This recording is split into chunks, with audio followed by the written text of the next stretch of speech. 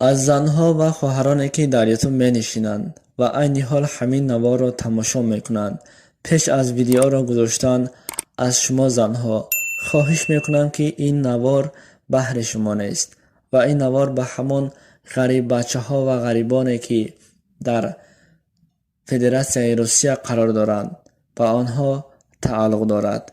السلام علیکم تماشاگران عزیز و هواداران شبکه کاروان عمر.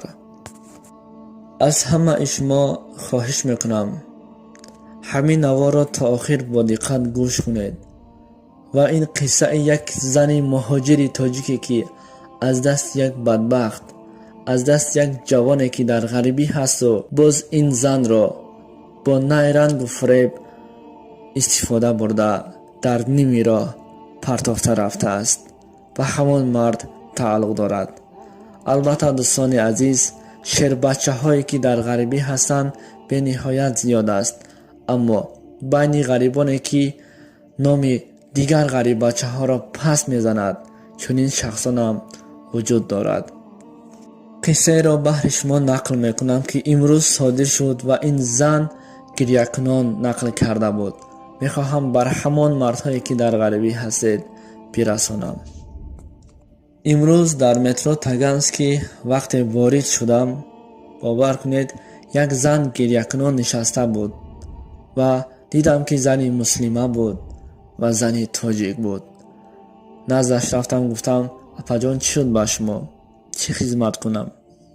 گفت دادرم، من با نیرنگ و فریب یک بدبخت باور کرده به چنین حال رسیدم. گفتم چی شد؟ واضح‌تر فهمانید. گفت در کنتاکت با یک جوان شناس شدم و او بر من کار پیشنهاد کرد. گفت به مترو تاگانسکی بیا. من آمدم. این جوان میگوید به خانه اش برده است و به این زن گفته است که اول با من همخوابه میشوی و بعدا بر تو کار نشان میدهم یا اینکه کار مییابم. همینطور میگوید این جوان بعد از خانه بردن در را محکم کرده است و گفته است اول با من همخوابه میشوی و من به تو جای کاری خوب مهیا میکنم. این زن اول گفته است رد کرده است و گفته است که بیا. و این خواهرمان که خود جوان بوده است به اون گفته است بیا خوبش نکاح کن، اگر خواهی همراه زندگی میکنم و یک جا کار میکنیم. جوان گفته است خود نکاح میکنم اما من زیاد خواهش تو را دارم و همینطور با نیرنگ و فریب این زن را استفاده برده.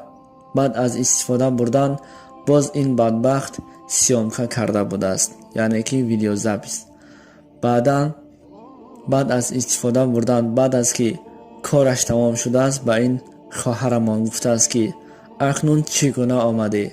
همین خیلی رو من با تو نه کار میابم و نه پول میدهم و آورده به مترو تاگانسکی در آورده است و همین خیلی خود نابود شده رفته است. پیش از به مترو در آوردن به این زن گفته است اگر از من به کسی شکایت میکنی من همین نوار تو را در اینترنت ها پهن خواهم کرد تا اینکه تمام تاجیکستان یا اینکه تو را دنیا بینند. بینید این بدبخت را هم استفاده برده است و هم با نیرنگ و فریب این زن بیچاره را ترسانده است. البته شیر بچه هایی که در غریبی هستند، اما بعضی شغال ها چنین نامی شیر بچه های تاجیک را پس میکنند. ای اپا جانا و ای خواهرانی که در مهاجرت هستید، با نیرنگ با فند و فریب هر خیل بدبخت ها و به هر خیل جوان ها باور نکنید. البته هست در بین همان جوان هایی که بهر شما کار یابد به نیرنگ و به فریب، اما هست بعضی شغالانی که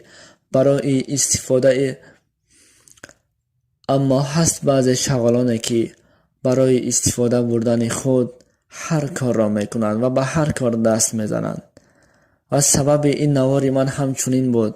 اپا جانا خواهر جانا خفه نشوید. اگر من در آغاز ویدیو چنین صحبت نکنم شما به این قصه ما اهمیت نمیدادید. البته این قصه حقیقت دارد و همین روز در مترو تاگانسکی این واقعه را من با گوشهای خود شنیدم. اما همان زن نگذاشت تا اینکه من او را نوار کنم تا که خودش نقل کند و او را به جایی گفته اش رساندم و چی کمکی بود کردم. اما خواهرانی که در غریبی هستید، خواهش از شما به فریب و با نیرنگی چنین جوانها باور نکنید. آنها برای استفاده بردن شما دست به هر کار میزنند و هر دروغ را هم نسبت شما میکنند. خدایا را مددگار شما باشد.